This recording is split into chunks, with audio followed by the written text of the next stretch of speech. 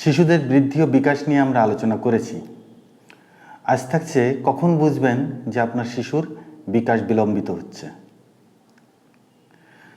আমরা 8টা পয়েন্ট ঠিক করেছি যেগুলো সহজে বোঝা যায়।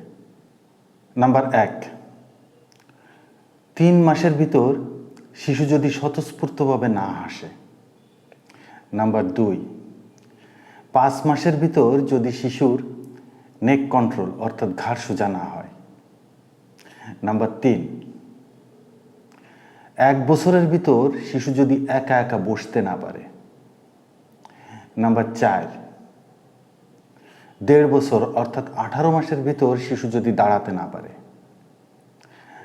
নাম্বার 5, 20 মাসের ভিতর যদি শিশু একা একা হাঁটতে না পারে।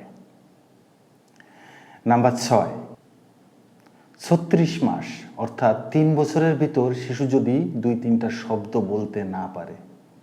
নাম্বার 7, 4 বছর অর্থাৎ 48 মাসের ভিতর শিশু যদি নিজের নাম বলতে না পারে।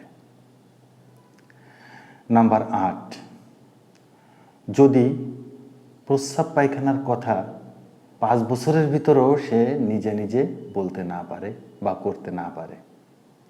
তখনই বুঝবেন যে আপনার শিশুর বিকাশ বিলম্বিত হচ্ছে এবং এর পিছনে কোনো না কোনো কারণ আছে। ধন্যবাদ।